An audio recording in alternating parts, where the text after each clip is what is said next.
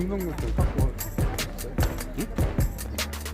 옛날에는 이게 전쟁박물관이 아니고 역사박물관. 역사박. 예. 그 이름이 바뀐 이유가 있나? 예, 역사박물관이 저쪽으로 그 하점에 있는 그 고인돌 옆으로 역사박물관에 가면서 전쟁박물관으로 이름이 바뀌었죠. 그 안에 들어가게 되면 뭐 그 저기 강화에 관련되어진 이제 여러 가지 뭐 그런 전쟁과 관련되어진 이런 부분들이 전시가 돼요.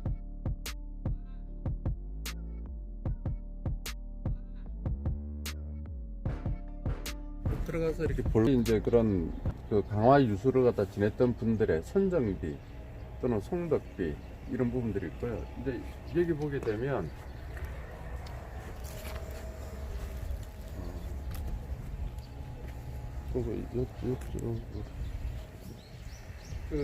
그 강화 유수로 왔던 분들 중에서 우리가 알고 있는 이름들이 꽤 이렇게 여기에 이렇게 있고요. 여기 보게 되면 검표라고 되어 있습니다. 이 검표가 뭔가 하면은 그 재를 갖다 함부로 버리지 말라 또는 그 지금으로 해석을 하면은 뭐 쓰레기를 갖다 함부로 버리지 말라라고 하는 부분들인데 조선시대 때는 일단은 위생 상태가 이렇게 청결하지가 않았지 않습니까? 그러니까 그러다 보니까 화장실도 변변치 않고 그래서 길가에다가 이렇게 그 똥을 싸거나 오줌을 갖다 싸는 경우들이 이렇게 굉장히 많았었는데 그러지 말라라고 이렇게 그 했던 이 검표인데 그 사실은 이제 그 들어가서 보게 되면 이 검표라고 하는 부분들은 그겁니다. 그 집안에 이렇게 비료나 그름들이 부족하니까 근데 이것들을 갖다 밖에다 함부로 이렇게 그걸 갖다 하지 말라라고 하는 거고 그 다음에 나무 같은 경우도 함부로 베지 말라 뭐 그런 뜻으로 이렇게 검표들을 갖다 많이 세우게 됩니다. 특히 그 왕실에 사용하는 그런 그 건축 자재, 소나무 밭이라든지 이런 데 같은 경우에는 이 검표를 갖다 세워서 많이 보호를 하기도 하고 그랬었어요. 그 이제 병자호란 때나 신미양요 때 그 바로 이렇게 여기 그 갑곶하고 저 밑에 있는 광성보 같은 경우가 이제 병자호란이라든지 병자호란 때는 이쪽으로 이렇게 그 청나라 군인들이 이 갑곶을 갖다 건너와서 이렇게 강화읍을 갖다 침략했던 그 주통로였고 신미양 때는 광성보가 이렇게 주통로이긴 했으나 어쨌든 여기에도 이렇게 피해를 갖다 봤던 이런 부분들이라서 그 이름들을 적어서 이렇게 충국선열충읍이라고 하는데 사실 이렇게 너무 밋밋하죠. 밋밋하고 그때 당시에 어떤 싸웠던 무명용사들 이름 없는 사람들 이런 사람들에 대한 그 추모 이런 디자인 부분들이 너무 좀 밋밋해 가지고 그러긴 한데 하여튼 이분들이 다 그런 이름들 갖다 새겨서 이렇게 뭐 이런 데를 가서 그 일반 문화예술사들이 그냥 이야기하는 것 보다는 좀 이렇게 이런저런 이렇게 좀 생각을 해보면서 좀 볼 수 있게끔 그래서 좀 알려주고 싶어서 영화의 국방 유적들이 잘 보존되어진 뭐 이렇게 그 어떤 사람은 잘 보존되어졌다고 그러고 어떤 사람들은 너무 이렇게 그 좀 이렇게 허술하게 복원을 했다라고 이렇게 하는 사람들이 있는데 뭐 평가가 부정적이기도 하고 뭐 이런 부분들이 많이 갈리기도 하는데 이렇게 국방 유적이 그나마 강화에 이렇게 많이 남아 있게 되는 것 중에 하나가 사실은 박정희 대통령 때문이에요. 그래서 대부분 다 이렇게 뭐 이렇게 정자를 갖다 세우거나 돈대들을 갖다 복원하는데 이 그 1976년도가 많거든요. 많은 이유 중에 하나가 1976년이 어떤 시기인가 하면은 박정희 대통령 유신 정권 때 이렇게 이를테면은 이제 그 아주 독재를 갖다 군사 독재를 갖다 펼치지 않습니까? 유신 헌법을 만들어 펼치게 되는데 76년 정도 되게 되면은 유엔에서 이렇게 굉장히 박정희가 핍박을 받습니다. 이렇게 인권 탄압이라든지 이런 문제들 때문에 핍박을 받고 그 다음에 주한미군을 갖다 철수한다라는 이야기들도 이렇게 나돌게 되고 그러면서 굉장히 코너로 몰리는 시기가 76년부터 이렇게 그 79년 10월 26일 날 이렇게 죽기 전까지 이렇게 한 3년간 몰리게 되는데 그때 이제 그 탈출구로서 박정희가 이렇게 했던 것 중에 하나가 이를테면 자기 군사 집권의 군사 정권의 이렇게 집권들을 갖다 정당화시키기 위해서 이를테면은 그 이런 국방 유적들을 많이 복원을 하게 됩니다. 그래서 강화에 이렇게 대대적으로 국방 유적들을 복원을 하게 되거든요. 그 대부분 다 돈대라든지 이런 부분들이 이렇게 좀 웬만한 데는 대부분 다 70년대 중반에 이렇게 이루어지게 됩니다. 그때 그 박정희로부터 이렇게 강화가 이렇게 사실은 이렇게 혜택을 많이 받은 거죠. 저기 저 정자가 이섭정이라고 하는 정자인데요. 저거는 이제 그 고려시대 때 몽골 사신들을 갖다 맞이하는 그런 정자였었어요. 그런 정자였는데 뭐 그 정자의 원형을 갖다 복원했다기보다는 저 이섭정이라고 하는 정자가 있던 자리이고 그러다 보니까 이제 저렇게 저것도 이렇게 70년대 중반에 이렇게 만들어진 것입니다. 그 여기가 그 전쟁박물관을 갖다 들어오게 되면 이게 갑곶돈대라고 표시되어 있는 곳인데요. 사실은 이렇게 그 돈대 자리가 아닙니다. 갑곶돈대는 조금 이따 이렇게 보게 될 저기 구강화대교인 그 놓여 있는 자리가 갑곶돈대이고 여기에는 사실은 그 강화를 둘러싸고 있는 외성 중에 하나인데 그 외성 그 성곽 중에는 이런 게 있습니다. 이렇게 적을 갖다 방어하기 위해서 이렇게 성벽에서 이렇게 그 적을 갖다 관찰하고 그 다음에 막는 이런 부분들도 있기는 하지만은 이 성곽 쪽에서 이렇게 중간중간에 이렇게 튀어나와 있는 이런 곳이 있는데 이걸 갖다 치라고 그럽니다. 치. 그래서 여기에서 그 경계를 서기도 하고 또는 성곽으로 이렇게 들어오는 공격하는 이런 적들을 갖다가 여기에서 방어하는 일종의 이렇게 그 방어 시설, 성곽 중에 하나, 성곽 시설 중에 하나가 바로 이게 치라고 하는 부분들인데 전쟁박물관 들어올 때 보게 되면 여기를 갖다 갑곶돈대라고 이야기들을 갖다 이렇게 하고 있는 것이죠. 그래서 좀 잘못되어 있기는 한데 어쨌든 여기는 강화 외성에 강화를 갖다 둘러싸고 있는 강화 외성의 치 중에 하나이다라고 하는 부분들을 갖다 말씀을 드리고 싶고요. 그 다음에 지금 앞에 보이는 데가 염화강이라고 강화 사람들은 많이 부릅니다. 많은 사람들이 염화라고 이렇게 알고 있기는 한데 사실은 염화라고 이야기를 하는 부분들은 조금 잘못되어진 표현입니다. 왜냐하면 이 앞에 있는 것은 이렇게 강과 바닷물이 합쳐지는 기수역에 해당하는 부분들이고요. 그 정식 명칭은 강화해협입니다. 근데 왜 염화라는 이름이 잘못되어진 명칭이라고 하는가 하면 1866년도에 이제 병인양요 프랑스 군대가 이렇게 강화를 갖다 이렇게 침략을 하게 됩니다. 근데 그때 당시에 죽었던 12명의 신부들이 프랑스 사람들이었기 때문에 그 프랑스 사람들을 죽인 것에 대해서 이렇게 이제 항의를 하면서 병인양요를 갖다 일으키게 되는데 그때 프랑스 군대가 이렇게 옛날 군대라 하더라도 이렇게 침략을 할 때 이렇게 그냥 무턱대고 이렇게 침략을 하는 것은 아니죠. 이렇게 이 바닷물에 안초라든지 그 다음에 물살이라든지 그 다음에 그다음 물때라든지 이런 것들을 다 조사를 하게 됩니다. 그게 이제 해도를 작성하게 되는데 프랑스 군대가 병인양요 때 강화를 들어오기 전에 미리 와서 이렇게 이쪽을 어떻게 조사를 합니다. 그래서 만든 해도가 있는데요. 그 해도에 보게 되면 여기를 이름을 갖다 딴 이름으로 붙이지 않고 프랑스 말로 그냥 이렇게 짠물이라고 이렇게 했습니다. 근데 그걸 갖다가 그렇게 해서 그 해도를 작성을 했는데 1871년도 신미양요 때는 미군들이 그 지도를 이용을 하고 그 다음에 1875년도에 강화도 조약을 갖다 이렇게 맺지 않습니까? 우리나라 최초의 이제 근대 개항을 갖다 알리는 그 조약인데 그 강화도 조약을 맺을 때 일본군들이 프랑스 군인들이 사용했던 그 해도들을 갖다 다시 이용을 갖다 하게 됩니다. 그러면서 일본말로 번역을 할 때 짠물을 번역을 할 때 염화라고 짤염자에다 소금염자에다가 바다 하자를 써서 염화라고 이렇게 이름을 갖다 붙인 것이죠. 그래서 염화라고 하는 이름에는 어떻게 보면은 제국주의의 침탈이 좀 흔적이 남아있는 이름이기 때문에 염화라고 이름을 갖다 붙이기보다는 그냥 차라리 강화해협이라고 하는 그런 공식 명칭을 부르는 게 좋다라는 생각이 들고요. 그 다음에 이쪽이 구강화대교입니다. 이게 구강화대 72년도에 이렇게 이제 세워지게 되는 거죠. 근데 그전에는 저쪽 문수산에서 이 밑에 있는 갑곶까지 엠보트라고 그래서 엠보트라고 이렇게 하는 건데 이전에 보게 되면 미군들이 이렇게 6.25 전쟁에 상륙정으로 활용했던 게 있습니다. 그게 이제 엠보트라고 이야기를 하는데 엠보트를 갖다 이렇게 저쪽에서 여기까지 이렇게 연결을 해서 이렇게 왔다 갔다 이렇게 하면서 사람들한테 실어 썼거든요. 그러면 거기에 차도 싣기도 하고 그 다음에 일반 사람들도 싣기도 하고 그렇게 해서 왔다 갔다 했었는데 72년도에 이제 이렇게 강화대교가 이렇게 생기게 되고 사람들이 이제는 바다로 물을 갖다 건너지 않고 이렇게 다녔던 부분들이고 지금은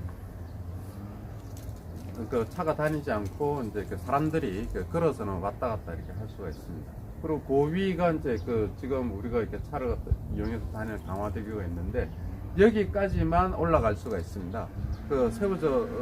젖새우를 갖다 잡는 배들이 이 이상으로는 올라가지를 못하게 되어 있습니다. 그래서 그 올라가지 못하게 되어 있는 부분들은 저 그 다리 쪽에 보게 되면 그 아래쪽에 그 쓰레기 그 위에서 그 한강 쪽에서 흘러내려오는 쓰레기를 갖다 이렇게 그 수거하는 그런 그물망도 그 있죠.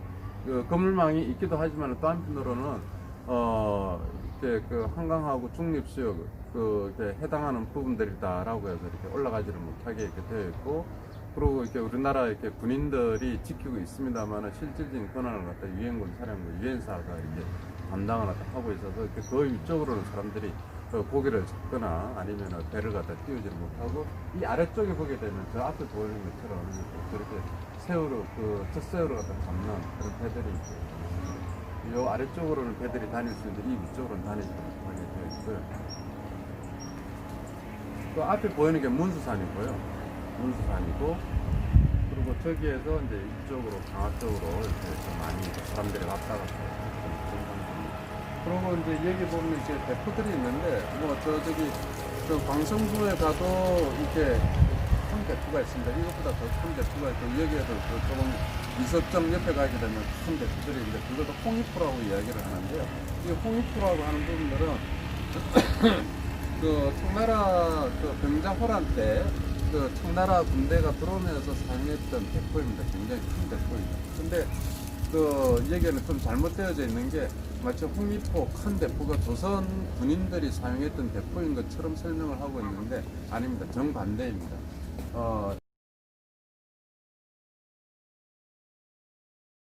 있는데 아닙니다. 정반대입니다. 이 그 큰 대포 같은 경우에는 그 화약이 너무 많이 들어가고, 그다음에 우리나라는 석성들, 그 돌로 쌓은 성들도 많기는 하지만 토성들도 많습니다. 이 반동이 너무 심해가지고 그 대포를 갖다가 사용할 수가 없는 거예요.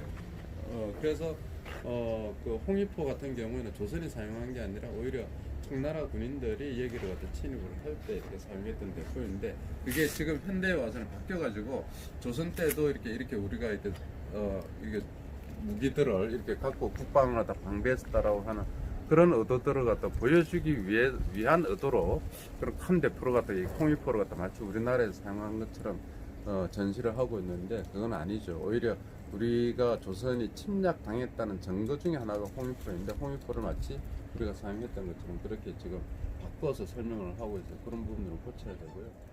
병자호란 때 그 이제 청나라 군대들이 이쪽으로 갖다 쳐들어오지 못할 것이다라고 생각을 갖다 한 거죠. 그래서 복림대군이라든지 그 인조 임금의 그 왕세자, 그다음에 왕비들, 후궁들, 그다음에 이런 사람들이 이게 강화로 이렇게 급히 이제 피난을 오게 됩니다. 이 병자호란 때 그 인조 임금은 그렇게 생각을 한 거죠. 이렇게 그 우리는 보통 이렇게 인조 임금이 무능하고 그때 이렇게 그 관리들이 굉장히 이렇게 무능했기 때문에 병자호란에 대해서 속수무책으로 당했다라고 이렇게 생각을 할 수도 있습니다. 근데 이제 그런 측면들이 있기는 하지만은 또 한편으로는 병자호란은 전술의 실패예요. 예, 조선 시대에 그 전쟁을 갖다 이렇게 그 하는 고려 때도 그렇고 조선 시대 때도 이렇게 그 대표적인 전술의 형태가 뭐였는가 하면은 해도입보, 그 다음에 청야전술, 산성입보, 뭐 이런 겁니다. 산성입보, 해도입보가 뭔가 하면은, 산성 안으로 들어가서 지킨다라고 하는 뜻이고요. 그 다음에 섬으로 들어가서 지킨다라고 하는 것이고, 청야전술 같은 경우에는, 내가 살던 어떤 들판에 있는 온갖 것들을 다 태워버리고 산성으로 피한다라고 하는 뜻이거든요. 그래서 청야전술, 산성입보, 해도입보, 이런 부분들이 조선시대의 이렇게 전통적인 그 군사 전략이었습니다. 그래서 그 정묘호란 때 그 병자호란이 있기 전에, 정묘호란이 있기 전에 정묘호란 때 청나라 군대가 이렇게 쳐들어와 보니까 이게 그 서울로 향하는 길목마다 산성이 있어가지고 청나라 군인들이 굉장히 힘들었던 거예요. 이게 이렇게 그 서울로 바로 진격을 해야 되는데 산성을 갖다 지키고 있으면서 청나라 군인들을 갖다 이렇게 힘들게 하고 그러니까 힘들었던 그런 기억들이 있는데, 또 그게 이제 어느 정도 효과를 갖다 본 거죠. 임진왜란 때도 그렇고 그 정묘호란 때도 그렇고 효과를 갖다 이렇게 봤는데, 이제 그 병자호란 때는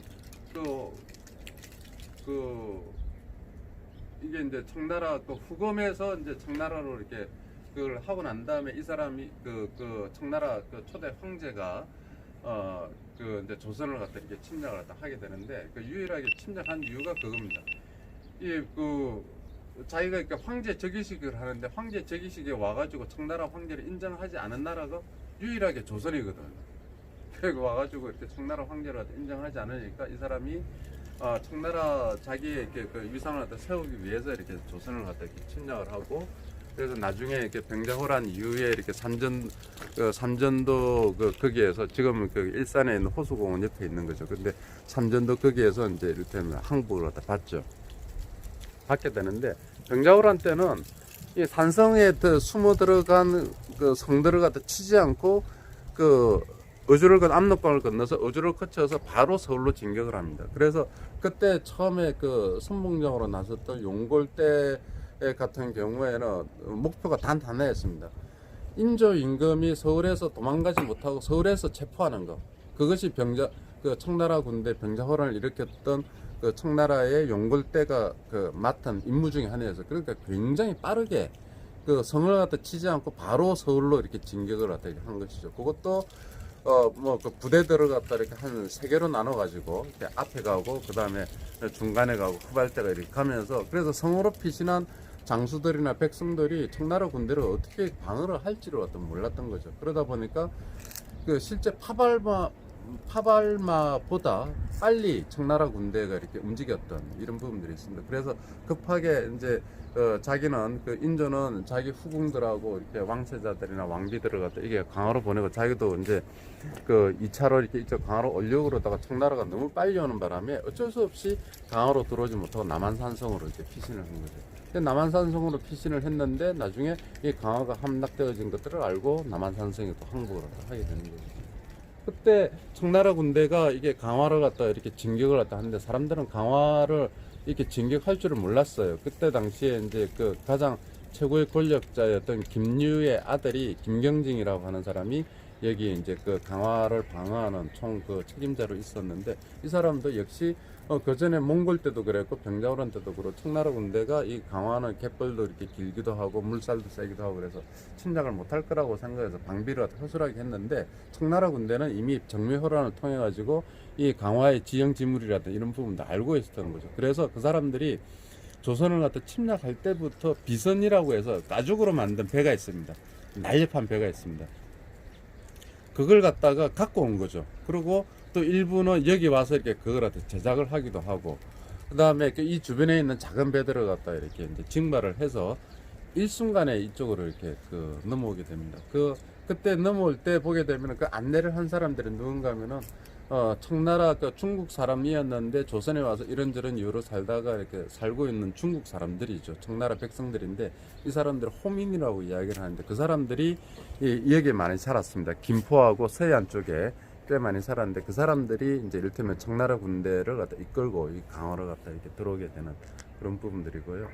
그래서 그 비선이라고 하는 굉장히 날렵한 일종의 이렇게 카누와 같은 그런 배를 타고 저쪽 문수산에서 이쪽으로 강화를 갖다 일순간에 이렇게 진격을 갖다 이렇게 하는 거죠. 이제 그러다 보니까 뭐 어떻게 당해낼 도리가 없는 거죠. 청나라 군대가 일순간에 쳐들어오니까. 그래서 공림대군이 이 갑부하고 예미정 쪽에 있는 그 월곡포구에서 이렇게 그 청나라 군대를 갖다 막다가 이제 그 군사들을 갖다 동원하기 위해서 강압으로 들어가는데 실제 강압에 들어가 보니까 자기를 갖다 따르는 군사는 10명도 채 되지 않고 나머지는 전부 다 혼비백산에서 다 도망을 갖다 가버리고 말았다라고 하는 부분들이고요. 그래서 그때 병자호란 때 이렇게 강화에 들어온 청나라 군대에 의해서 이렇게 많은 사람들이 죽기도 하고, 그 다음에 이렇게 그 오랑캐들에게 이렇게 욕을 갖다 보지 않겠다라고 해서 많은 부인들이 이렇게 물속에 뛰어들어서 이렇게 자기를 하기도 하고 그런 흔적들이 강화에 이제 좀 충렬차라든지 그다음에 여기가 이렇게 구강화대교 이거요. 이 장소가 바로 아까 전에 이렇게 밑에서 이야기했던 그 갑곶 돈대가 있던 원래 자리였었어요. 그랬는데 그 구강화대교를 갖다 이렇게 하면서 강화대교를 갖다 만들면서 갑곶 돈대 위에다가 이렇게 다리를 갖다 이렇게 놓은 것이죠. 지금은 뭐 사람들이 이렇게 다닐 수는 그 차가 다니지는 않고 보는 것처럼 자전거라든지 사람들이 도보로 도보로 이렇게 그 이쪽으로 갖다 이렇게 걸어 다닐 수는 있습니다. 그래서 쭉 걸어가서 가게 되면 이렇게 문수산으로 들어가는 그 입구가 나오는 것이죠. 그래서 사람들이 많이 다니기도 하고 그럽니다. 요거를 앞으로 강화군에서 잘 활용을 하면 굉장히 이렇게 좀 괜찮은 그 명물이 되어질 수 있는 부분들이 있습니다. 지금 여기 보면 도시가스하고 농업용수, 왼쪽은 도시가스가 들어오는 거고 오른쪽은 농업용수가 들어오는 건데요. 그래서 요거 이게 처음 그 강화에 도시가스 들어오고 한강물 농업용수가 들어올 때 저는 이렇게 그 아쉬운 것 중에 하나가 이걸 갖다 왜 다리 위에다가 그냥 했을까. 사실은 도시가스 같은 경우에는 또 이렇게 그 굉장히 중요한 시설 중에 하나이지 않습니까. 그러면은 이런 것들을 좀 더 고생을 하더라도 예산을 들여서라도 다리 밑에다가 이렇게 붙이고 이 다리 위는 그야말로 이렇게 좀 다른 그 문화공간이라든지 이런 부분들을 활용을 할 수 있는 굉장히 이게 좀 좋을 것 같다라고 생각을 했는데 뭐 그거는 뭐 제가 이렇게 혼자서 생각을 하는 부분들이었고 그래서 좀 아쉬운 부분이네. 예, 아쉬운 부분이죠. 이렇게 해서 사람들한테 그냥 이렇게 노출이 되어져 있으니까 이렇게 뭐 정비를 하거나 뭐 이런 거 할 때는 좀 쉬운 측면들이 있기는 하겠습니다만은 앞으로 이렇게 이 강화대교로 갖다 이렇게 허물지는 않을 거기 때문에 좀 노후되어 있다 하더라도 이 부분들을 다 잘 살리게 되면 그 중간에 가면은 양쪽으로 바라볼 수 있는 그게 있습니다. 그 데크가 조금 그러니까 조성이 되어져 있는데 이 데크에서 바라보는 풍경이 굉장히 이렇게 좋거든요. 좋기 때문에 저는 이렇게 이 강화대교를 갖다 이렇게 부강화대교를 장기적으로는 이게 어떻게 문화 공간으로 이렇게 좀 되살릴 수 있는 이런 부분들이 있으면 참 좋겠다라는 생각들을 하고 있습니다. 그다음에 이쪽으로 이렇게 여기가 각도돈대이기도 하고 옛날에는 그 돌머리 포구라고 불렀던 곳입니다. 돌머리 포구.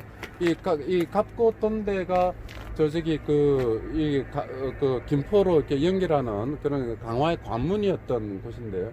이게 돌머리 포구이기도 하고 여기가 저기 사람들을 다 처형하던 곳이었습니다. 서울에도 보게 되면은 서소문 바깥에 이렇게 보게 되면은 뭐 시구문이라고 해서 또는 이렇게 저기 절두산 이런 데가 이게 처형장이었지 않습니까? 그러듯이 강화도 이렇게 사람들이 많이 모이는 곳에 본보기로 사람들을 다 처형하던 곳이었고 여기가 사실은 이게 가슴 아픈 곳이 뭔가 하면은 여기에 이제 천주교의 갑고성지라고 되어져 있는데 갑고성지라고 하는 부분들이 조성되어진 이유 중에 하나가 병인 박해 때 그러니까 병인 양류가 일어나기 전에 병인 박해 때 그 다음에 병인 양류가 끝나고 난 다음에 천주교 신자들을 갖다 처형했던 곳입니다. 그래서 이게 천주교 그 갑고성지 안으로 들어가게 되면 목친돌이라고 하는 게 있는데요. 사람 목을 갖다 쳤던, 사람 목을 갖다가 바위 위에다 놓고 목을 갖다 쳤던 목친돌이라고 하는 것들이 있는데, 그래서 비만 오면은 그 목친돌이 빨갛게 이렇게 변한다라고 하는 뭐 그런 이야기도 있기는 합니다만, 어쨌든 여기에서 천주교 신자들이 이렇게 처형당했던 곳이죠. 그래서 처형당하던 곳이다 보니까 여기에다가 이제 그걸 기리는 천주교 종교 내에 어떤 성지를 더 조성을 했던 부분들이고요. 그 다음에 이쪽으로 와 보시게 되면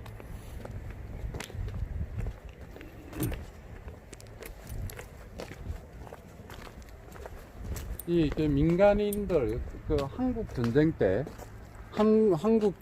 때 그 민간인들이 처형당했던 그런 곳 중에 하나가 바로 여기입니다. 실제 어떤 정도였는가 하면은, 뭐, 별 내용은 없습니다. 이렇게 우익민병대, 강화도 안에는 우익민병대가 굉장히 이렇게 많았었거든요. 그 우익민병대들이 이제 좌익 혐의를 받고 있는 사람들을 갖다가 체포를 해서 처형을 갖다 이렇게 시켰던 곳인데, 강화에는 곳곳에 그런 일들이 많이 있었습니다. 많이 있었고, 현재 그런 민간인 희생자들을 갖다 기리는 곳이 사슬제라고요. 선언면에 길정리에 가게 되면 사슬제라고 하는 곳이 있습니다. 사슬제 공원묘지 비슷한데요. 공동묘지 비슷한데 거기에 보게 되면 그 사슬제에 이제 한 350분의 성함들을 다 적어서 기리는 조그마한 공원이 있고, 그 다음에 여기에 이제 이런 표식이 있습니다. 그때 일사후퇴 때 이제 이를테면은 처형을 갖다 당하게 되는데, 당하게 될 때 여기 나와 있는 거 1951년 1월 6일부터 8일까지 3일간에 약 한 300명 정도가 강화에서는 이제 민간인들이 이렇게 희생이 당하게 되는데, 여기에서 한 60명 정도가 처형을 당했던 것입니다. 그래서 어떻게 처형을 당했는가 하면은 이 바다 쪽을 바라보고 사람들이 서 있으면 뒤에서 이제 총으로 이렇게 쏴서 이렇게 죽였던 것이죠. 그래서 그래서 그때 그 한국 전쟁 때 그를 기억하는 어르신들은 그런 이야기들을 합니다. 그때가 많이 추웠다고 그럽니다. 6.25 전쟁, 1.45 때 때문에 굉장히 많이 추워가지고 그 사람들이 이게 처형을 당해서 이제 물속에 빠졌겠죠. 근데 그게 얼어가지고, 강이 얼어가지고 사람 표시가 안 나는데 봄에 강물이 풀리면서 아주 그 사람 죽은 시체들이 아주 여기서부터 해서 저 위에 있는 그 평화전망대에 있는 연미정 그쪽부터 해가지고 이 갑구까지 시체들이 둥둥둥 떠가지고 이렇게 다녔다라고 하는 그런 이야기들을 하기도 하고 그럽니다. 그래서 이 장소가 바로 그 한국 전쟁 때 억울하게 처형을 당했던 그런 희생자들이 처형을 당했던 그런 곳이고, 그래서 그 표식들이 여기에 남아 있는데 강화군에서는 이 전쟁의 가해자 또는 승리자, 그 다음에 우리나라를 지키기 위해 했던 군인들, 이런 사람들 기리는 시설들은 많습니다만은 전쟁 과정에서 아무 이유 없이 죽임을 당했던 억울한 희생자들을 갖다 기리고 또는 그 사람들의 원혼들을 갖다 위로하는 이런 장소들은 없는 것이죠. 그래서 그런 부분들이 우리가 그 유대인 학살을 했던 독일 사람들이 베를린 광장에 가게 되면 굉장히 큰 규모로 자기들이 이렇게 유대인 학살을 갖다 이렇게 반성하고 기리는 그런 기념물들이 있습니다. 네모난 관 모양으로 해서 아주 수백 개를 갖다 이렇게 베를린 광장에 깔아놓고 이렇게 자기들이 저질렀던 일들을 갖다 잊지 않겠다, 또는 억울하게 죽임을 당했던 유대인들을 갖다 기억하겠다라고 하는 그런 기념물을 남기고 있는데, 강화에도 역시 전쟁에 참여해서 이렇게 싸웠던 분들에 대한 기억들도 중요하지만 또 한편으로는 이런 분들, 억울하게 희생을 당했던 분들에 대한 것들을 갖다 기리는 이런 기념물이라든지 그런 장소들이 있었으면 좋겠다라고 생각을 하는데, 아직까지는 그런 데까지는 생각들이 미치지 않는 것 같습니다.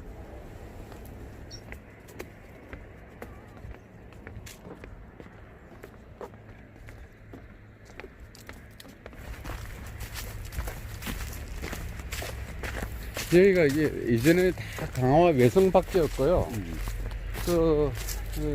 성공의 신부들이나 이런 사람들이 다 이제 이때 성 안으로 들어가지 못하고 이쪽에서 살면서 신학교도 만들고 그 다음에 유치원도 만들고, 그러니까 강화 최초의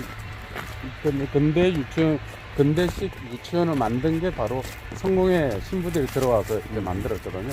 그래서 그걸 갖다 만들기도 하고, 그래서 일들을 많이 했죠. 그 다음에 저 온수리 쪽에는 여자 학교, 강화도 최초의 근대식 교육을 갖다 받을 수 있는 여자 학교를 만든 것도 성공회가 만들었어요. 그래서 성공회가 들어와서 꽤 많은 일들을 갖다 이렇게 했죠.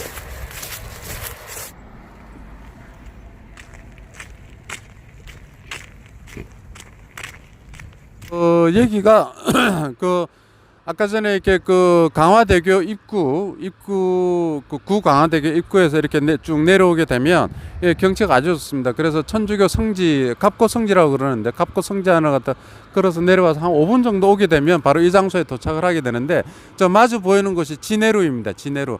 이전에는 다리가 생기기 전에는 바로 저 진해루 성문을 통해서 김포로 왔다 갔다 했던, 배를 타고 왔다 갔다 했던 그런 곳입니다. 그래서 강화 사람들에게는 굉장히 이렇게 대표적인 장소였던 것이고요. 그 다음에 여기 보는데 바로 여기는 강화 통제형 학당지라고 되어 있는데, 정확한 명칭은 해방수사학당이라고 그러는데요. 조선시대 말에 고종 임금이 세웠던 해군사관학교가 바로 해방수사학당, 통제형 학당이라고 하는 곳입니다. 그래서 거기에서 일반 양반의 자제들을 갖다 이렇게 선발을 해서 해군 장교를 양성하기 위한 그런 것을 했는데, 사실은 일본의 방해로 인해서 1년도 채 운영을 갖다 하지 않고 이렇게 해산을 갖다 하게 됩니다. 근데 통제형 학당을 갖다 짓게 될 때, 통제형 학당을 운영을 할 때 이때 왔던 교관들이 바로 영국 사람들입니다. 영국 사람들이 와서 이렇게 훈련을 갖다 시키고 했었는데, 이 사람들이, 영국 사람들이 들어올 때, 영국인 장교들이 들어올 때 같이 온 사람들이 성공의 신부들입니다. 그 신부들이 통제형 학당이 있는 이 근처에다가 이렇게 이를테면 자리를 잡는 것이죠. 이 자리를 잡고 여기에서 유치원도 만들고, 그 다음에 학교도 만들고, 인쇄소도 만들고, 그 다음에 신학교도 만들고, 그렇게 해서 포교 활동을 갖다 이렇게 하게 되는 겁니다. 포교 활동을 갖다 하는 도중에 이제 해방수사학당이 이제 이를테면 해체가 되는 거죠. 해산이 되어지고 이렇게 문을 닫으면서 그 영국인 장교들이 할 일이 없으니까 영국으로 다시 돌아가게 되는데 자기들이 여기서 기숙하기 위해서 살았던 곳이 어딘가 하면은 지금 고려궁지 밑에 있는 용궁 공원으로 되어져 있는 그 위에 있는 성공의 성당, 우리나라 최초의 성공의 성당이죠. 한옥으로 되어 있는 그 성공의 성당 자리에서 살았던 것이죠.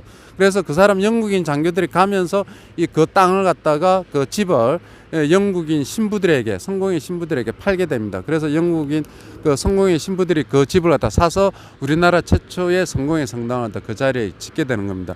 그 성공의 성당을 지었던 분이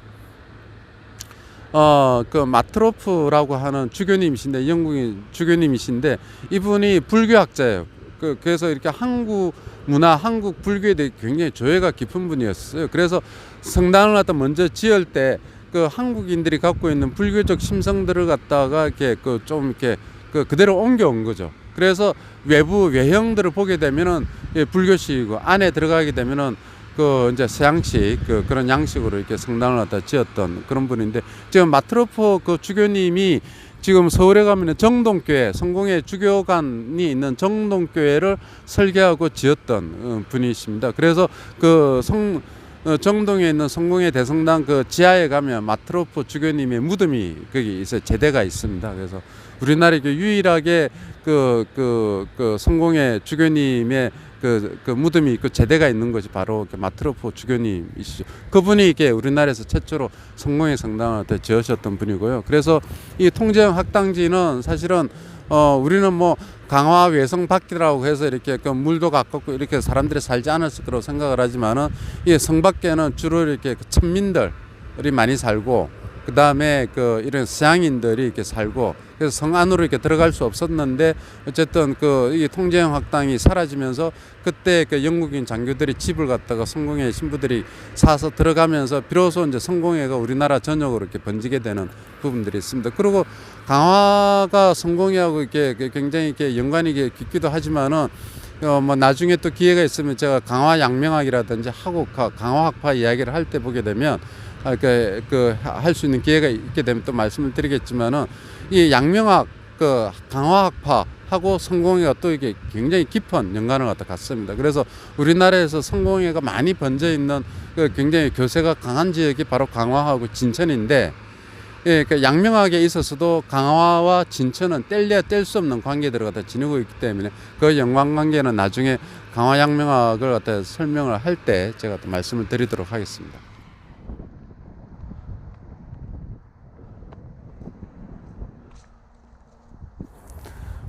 이 이제 축산 조봉환 선생 추모비인데, 이제 갑곶돈대 이쪽에 이제 주차장이 넓어가지고 차를 갖다 여기다 대시게 되면 이 주변에서 봐야 될 것 중에 하나가 축산 조봉환 선생 추모비입니다. 축산 조봉환 선생은 강화에서 태어나서 강화에서 자라고, 그 다음에 일본 유학을 갔다가 와서 이렇게 우리나라 이렇게 일제시대 때 사회주의 독립운동의 아주 핵심적인 인물이었고요. 그 다음에 해방이 되고 난 다음에 초대 재헌 의원을 갖다 하시고, 그다음에 초대 농림부 장관을 갖다 하셨습니다. 농림부 장관을 하면서 우리나라 토지 개혁을 갖다 이끌었던 분이죠. 그래서 이렇게 지금 연세 드신 분들은 그런 이야기들을 많이 합니다. 6.25 때 북한군이 남침을 할 때 많은 사람들이 북한군에 동조를 할 거다라고 이렇게 생각을 했는데, 의외로 그렇지 않았던 것이죠. 그렇지 않았던 이유 중에 하나가 바로 축산 조봉환 선생이 했던 토지 개혁으로 땅이 없었던 소작인들이 땅을 갖다 받은 거죠. 그래서 그 농토를 지키기 위해서 오히려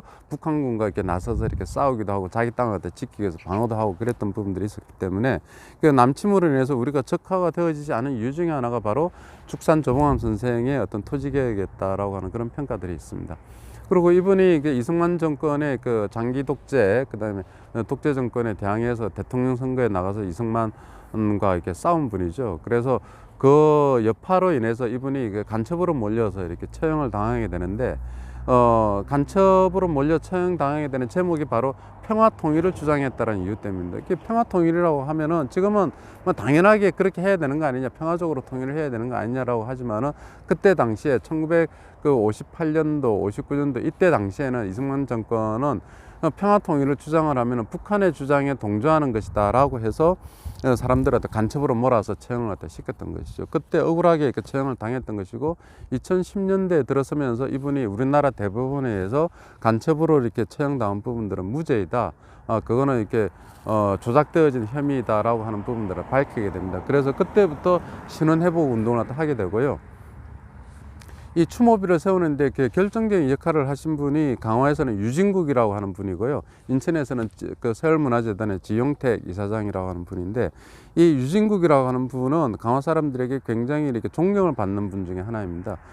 이분은 일제시대 때는 그 공무원을 지냈죠. 그리고 해방될 때도 강화군청의 내무과장도 지내기도 하고, 그래서 이렇게 공무원 출신이고, 그 다음에 한국 전쟁이 끝나고 난 다음에는 파주 군수라든지 이런 그 벼슬 그 관리 생활을 하게 되는데, 이분이 왜 존경을 받는 분인가, 유진국이라는 분이 왜 존경을 받는가 하면은 한국 전쟁 때 좌익들이 강화를 갖다 이렇게 들어와서 인민위원회를 만들고 이렇게 좌익이 이렇게 장을 하다 보니까 좌익 세력들이 우익 세력들을 갖다 많이 이렇게 좀 이렇게 핍박을 갖다 하게 되고요. 그 다음에 일사 후퇴 때도 이제 이렇게 그 좌익들이 이렇게 강화로 들어오게 되니까 여기에 있던 우익 세력, 이를테면 공무원이라든지 뭐 그 다음에 교사라든지 경찰이라든지 그런 가족들, 이런 분들을 이 강화에서 살 수가 없는 거죠. 그래서 이분들을 갖다 피난시키는데 유진국이라고 하는 분이 굉장히 큰 역할들을 갖다 하게 됩니다. 그래서 그때 당시에 그 사람들은 유진국 선생이 했던 그런 일들에 대해서 고마움을 갖다 잊지 않고 있는 거죠. 이분은 뭐 정치적으로 보게 되면 보수적인 입장입니다만은 2000년대 들어서면서 죽산 조봉암 선생 추모비를 세우자. 강화에서 태어나서 자란 큰 정치인인데, 이 정치인을 사실은 이렇게 강화에서 기리지 않으면 누구도 이렇게 기리지 않는다라고 하는 그런 그 공감대를 형성되어지게 되면서 이제 이를테면 그분을 기리기 위한 추모비를 세우게 되는데, 유진국 선생이 큰 역할을 갖다 하게 되는 것이죠. 비록 정치적으로는 보수적인 입장이었기는 했습니다만은 어쨌든 강화의 정치인을 갖다가 이렇게 억울하게 죽임을 당한 조봉암 선생을 기리는 일을 갖다가 아주 전격적으로 나서게 됩니다. 그래서 그분이 나섬으로 인해 가지고 강화에 있는 여론들을 갖다 모으게 되고, 사람들이 십시일반 돈을 갖다 출금을 해서 죽산 조봉암 선생 추모비를 세우고, 지금 그 고려궁지 바로 밑에 있는 그 강화 초등학교 그 정문에 가게 되면 거기에도 이제 죽산 조봉암 선생이 다녔던 학교다라고 해서 그게 이렇게 현판이 붙어져 있습니다. 그런 역할을 갖다 하셨던 분이고요. 그리고 그 이쪽에 양쪽에 있는 비석은, 이쪽 왼쪽에 있는 비석은 그 병자호란 때 그 프랑스 군인들을 물리쳤던 양은수 장군이 이끌던 그런 포수들을 기리는 추모비입니다. 그 강계 군민회에서 이렇게 저걸 세운 부분인데, 강계 포수들이 와서 이렇게 했다라고 하지만은 사실은 강계 포수들인지 아니면 경기도 인근에 있는 포수들인지 사실은 확인할 길은 없고요. 그리고 저기 그 오른쪽에 있는 그 비석은 그 1907년도 조선군대가 해산이 되어지게 되면서 강화에 있는 그 조선군대, 강화 진위대라고 그러죠. 진위대 병사들이 어병운동을 일으키게 되는데, 그때 이끌었던 분 중에 하나인 영규 장군의 추모비입니다. 그래서 이렇게 그 전쟁박물관에 오시게 되면 전쟁박물관만 보시는 게 아니라 이런 그 들어가는 입구에 이런 죽산 조봉암 선생 추모를 비롯해서 이런 비석들도 있으니까 한번 와서 보시면 좋을 것 같습니다.